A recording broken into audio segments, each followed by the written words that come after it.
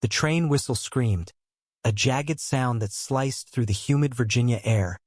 But Malik Carter, 17, stood frozen on the platform, his backpack slipping from his shoulder. His parents' laughter still echoed in his mind. "Lighten up! It's just a joke!" As their car peeled out of the Richmond station lot, leaving him staring at the taillights. By the time he realized they weren't coming back, the platform was empty, and the weight of their words sank in. "You're not the son we wanted." 5 years later, Malik, now 22, carried that moment like a scar. Seattle was his fresh start, a city of rain-slicked streets and coffee shops where he could blend into the crowd. He worked nights at a 24-hour diner, sketching strangers in his notebook between orders, his dark eyes catching details others missed. The curve of a tired waitress's smile, the nervous tap of a student's fingers. Art was his anchor, the one thing his parents hadn't taken when they left him at that station. Their cruel prank a punishment for the truth he'd confessed the night before. He was gay. Malik's life in Seattle was quiet, solitary, but not lonely. He rented a cramped studio apartment above a bookstore in Capitol Hill, where the smell of old pages seeped into his clothes. His days were a rhythm of work, sketching, and long walks through Pike Place Market, where he'd watch vendors toss fish and imagine stories for the tourists. But the past clung to him. Every time he saw a family laughing together, his chest tightened, and he'd turn away, sketching to drown out the ache. One rainy evening, while wiping down tables at the diner, Malik noticed a new face at the counter. The guy was about his age, maybe a year older, with tousled dark hair and a nervous energy that made him fidget with his coffee mug. His name tag, pinned crookedly to his sweater, read Emilio. He was a barista at the cafe across the street, Malik learned, when Emilio spilled sugar packets and stammered an apology. "First week here," Emilio said, his accent carrying a hint of Southern California. "I'm a mess." "You're fine," Malik said, his voice soft but steady, and he handed Emilio a fresh napkin. Their fingers brushed, and Emilio's shy smile lingered in Malik's mind long after the diner closed. Over the next few weeks, Emilio became a regular. He'd slip into the diner after his shift, always at the same stool, ordering coffee and a slice of pie. Malik found himself looking forward to those nights, to Emilio's stories about growing up in San Diego, his dreams of opening a community center for queer youth, and the way his eyes lit up when he talked about his younger sister, Rosa, back home. Malik shared less, guarding his past, but Emilio's warmth chipped away at his walls. One night, Emilio slid a napkin across the counter with a doodle of a cartoon dog. "For you," he said, grinning. "You're always drawing. Thought I'd try." Malik laughed, tucking the napkin into his sketchbook. "Not bad. You're hired." Their connection grew in stolen moments, shared glances, late-night talks, a brush of hands when passing a mug. Malik felt something shift inside him, a flicker of hope he hadn't allowed himself since that train station. But hope was dangerous. He'd learned that the hard way. One evening, as Malik locked up the diner, Emilio waited outside, his hoodie damp from the drizzle. "Walk with me," Emilio asked, his voice tentative but warm. They wandered through the neon-lit streets of Capitol Hill, passing murals and dive bars, until they reached a small park. Under a cherry blossom tree, Emilio stopped, his breath visible in the cool air. "I like you, Malik," he said, his voice barely above a whisper. "I don't know if you feel the same, but I had to say it." Malik's heart pounded. He wanted to step closer, to let himself feel this, but the memory of his parents' betrayal flashed in his mind. I don't know how to do this," he admitted, his voice raw. "I've lost too much to trust easy." Emilio didn't push. He just nodded, his eyes soft with understanding. "I'll wait," he said, "as long as you need." That night, Malik lay awake in his apartment, staring at the ceiling. Emilio's words echoed in his head, stirring something he'd buried deep, a longing for connection, for a home that wasn't just a place but a person. He pulled out his sketchbook and began to draw, not a stranger this time, but Emilio, his shy smile captured in charcoal. For the first time in years, Malik felt the weight of his past loosen, just a little. But the past wasn't done with him. The next morning, a letter arrived, slipped under his apartment door. The handwriting was unmistakable, his mother's. His hands shook as he opened it, the words blurring through sudden tears. "We're in Seattle. We want to see you." Malik stood frozen in his tiny apartment, the letter trembling in his hands. The words were polite, almost formal, as if his parents hadn't abandoned him 5 years ago at a train station with nothing but a backpack and their laughter. "We're passing through Seattle for a conference," the letter read. "We'd like to meet. Please, Malik."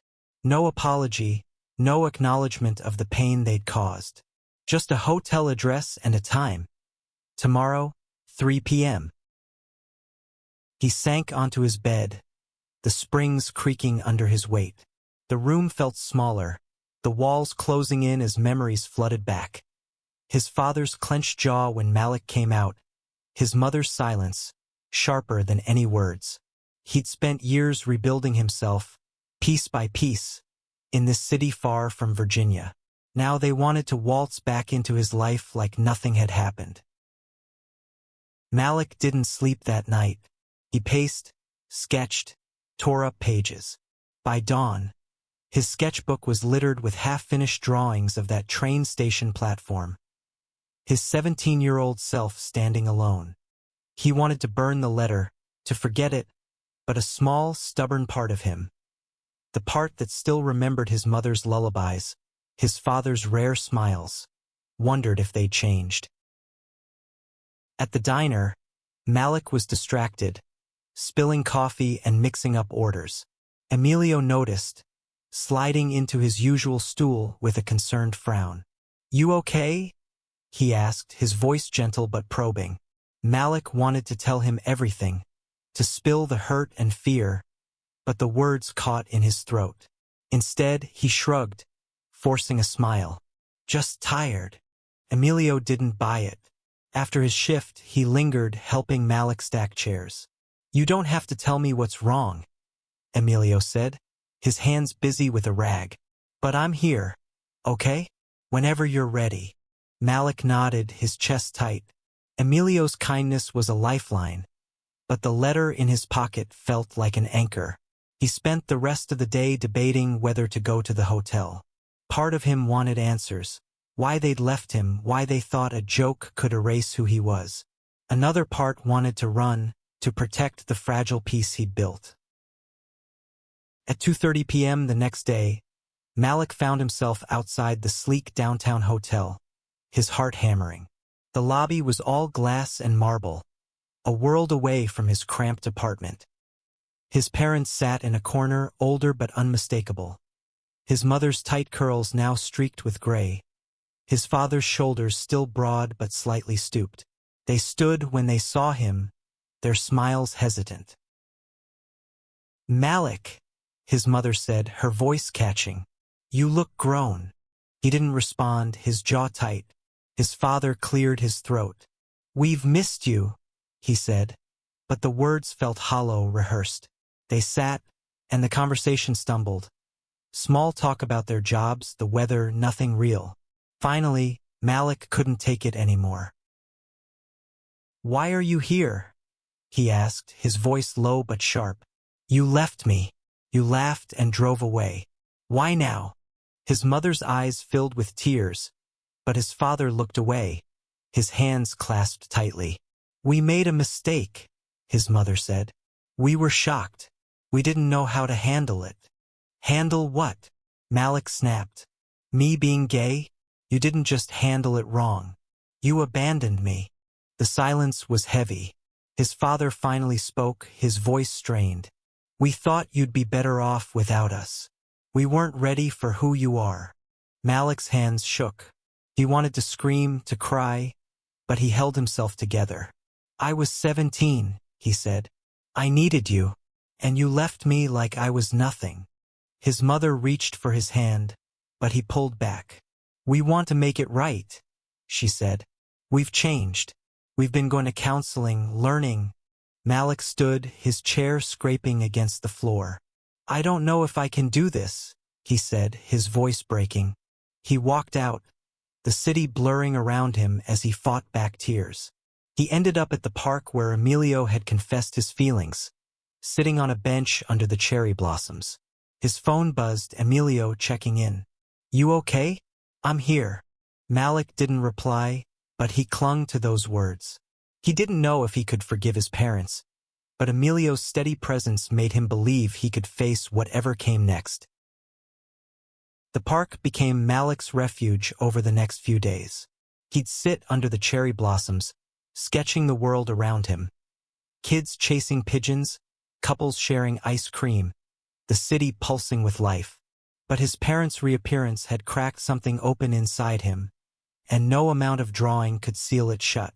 Their words, "We've changed," looped in his mind, battling the memory of that train station platform. He wanted to believe them, but trust was a fragile thing, and his had been shattered at 17. Emilio noticed the change in him. At the diner, Malik was quieter, his smiles forced. One night, as they closed up together, Emilio gently cornered him by the coffee machine. You're carrying something heavy, he said, his brown eyes searching Malik's. I'm not asking you to spill it all, but let me help carry it. Malik hesitated, then told him everything, the train station, his parents' rejection, the letter, the meeting. Emilio listened, his face a mix of anger and empathy. When Malik finished, Emilio pulled him into a hug, quick but fierce. You didn't deserve that, he whispered. None of it. The hug lingered in Malik's mind, a warmth he hadn't felt in years. He started opening up more, sharing stories of his childhood. Good ones like fishing with his dad, and painful ones, like the silence that followed his coming out. Emilio shared too, talking about his own struggles, his conservative family's unease with his bisexuality, the pressure to be the perfect son. Their late-night talks became a ritual, stitching them closer. One evening, Emilio invited Malik to a queer open mic night at a local bar. Malik was nervous. He'd never been to anything like it, but Emilio's excitement was infectious. The bar was packed, fairy lights strung across the ceiling, the air buzzing with laughter and music. Malik watched, mesmerized, as performers shared poetry, songs, and stories. Emilio took the stage, reading a poem about finding home in someone else's smile. His eyes kept finding Malik's in the crowd, and Malik's heart raced. Afterward, they walked through the city, the night alive with possibility. You should share your art sometime, Emilio said, nudging Malik. Your sketches are incredible. Malik laughed, shaking his head. I'm not ready for that. But the idea took root. He'd always hidden his drawings, afraid of being seen. Emilio made him want to be brave. But courage was hard to hold on to. A week later, Malik's mother called. He almost didn't answer, but curiosity won out. We're still in town, she said, her voice shaky. Can we try again? Please. Against his better judgment, Malik agreed to meet at a cafe near his apartment. This time, the conversation was raw. His parents admitted their shame, their fear of what others would think. His father, usually stoic, broke down, describing the regret that had haunted him since that day at the station. We were wrong, he said. We didn't know how to love you the way you needed. Malik listened, his emotions a tangle of anger and longing.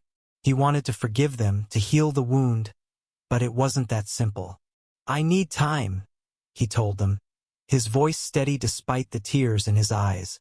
They nodded, promising to wait. That night, Malik showed up at Emilio's apartment, a small place cluttered with books and plants. He didn't plan to stay, But when Emilio opened the door, his smile soft and welcoming, Malik felt something give way. They talked until dawn, and when Emilio leaned in to kiss him, Malik didn't pull away. The kiss was tentative at first, then deeper, a promise of something new. For the first time, Malik let himself believe he could be loved, not despite who he was, but because of it. Malik woke up on Emilio's couch, sunlight streaming through the window, a blanket tucked around him. The memory of their kiss lingered, warm and real, but it was tangled with the weight of his parents' return. He wanted to lose himself in this new feeling with Emilio, but the past kept pulling him back. Over the next few weeks, Malik and Emilio grew closer, their relationship a delicate dance of trust and vulnerability. They spent evenings exploring Seattle, sharing tacos at food trucks, watching street musicians, stealing kisses in quiet corners of the city. Emilio's optimism was a balm, soothing the raw edges of Malik's heart. But the question of his parents loomed large. They kept reaching out, sending texts, leaving voicemails. Each one chipped away at Malik's resolve to keep them at a distance. One afternoon, while sketching in the park, Malik got a call from his mother. "We're leaving tomorrow," she said. "We'd love to see you one last time." Malik's stomach twisted. He didn't want to go, but the thought of them leaving without closure felt worse. He agreed to meet them at a waterfront cafe, the Puget Sound glittering in the background. The meeting was different this time. His parents brought a photo album, one Malik hadn't seen since he was a kid. They flipped through it together, memories spilling out. Malik's first bike, his mother's garden, his father teaching him to draw.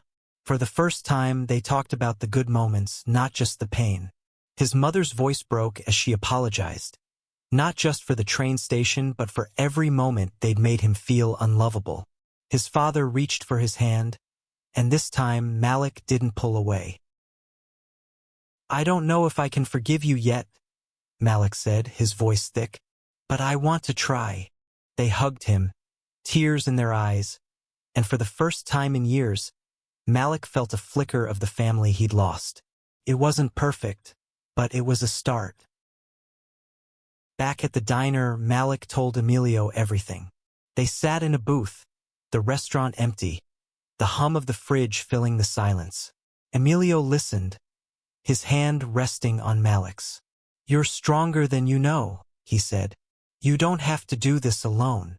Malik squeezed his hand, grateful for the anchor Emilio had become. That night, he made a decision. He signed up for the next open mic night, determined to share his art. When the day came, his stomach churned with nerves, but Emilio was there, front row, his smile steady. Malik took the stage, his sketchbook trembling in his hands.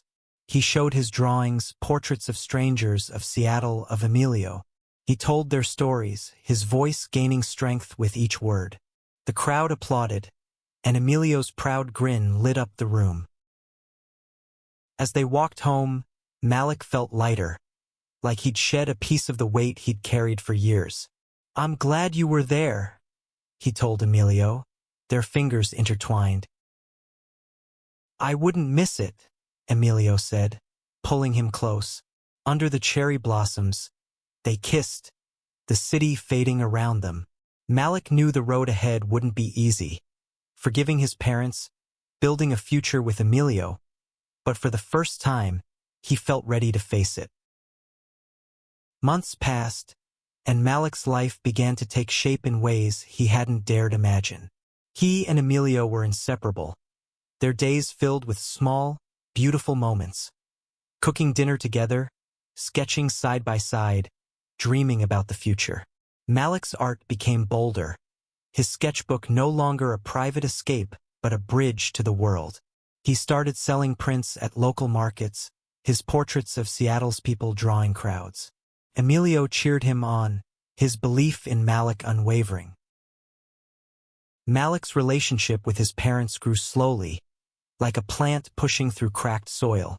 They called regularly, and Malik visited them once in Virginia, a trip that left him drained but hopeful. Forgiveness wasn't a straight line, but each conversation, each shared memory, built a fragile bridge. His mother sent him a drawing he'd made as a child, a clumsy sketch of their old house, and Malik hung it above his desk, a reminder of where he'd come from and how far he'd traveled.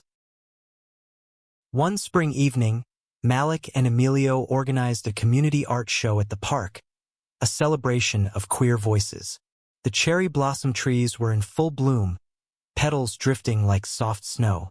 Malik's artwork hung alongside others, his sketches telling stories of resilience and love. Emilio ran a booth for his dream project, a queer youth center, collecting donations and sharing his vision. The park buzzed with life, music, and laughter, a testament to the community they'd found. As the sun set, Malik and Emilio stood together, watching the crowd.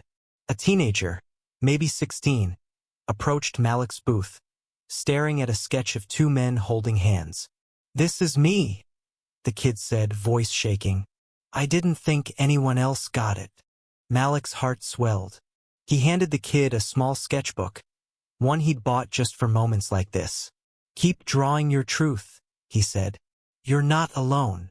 The kid smiled, clutching the sketchbook, and Malik felt Emilio's hand slip into his. They didn't need words, the moment said enough. Later, under the cherry blossoms, Malik pulled Emilio close. "I love you," he said, the word simple but heavy with meaning. "I love you too," Emilio replied, his voice warm.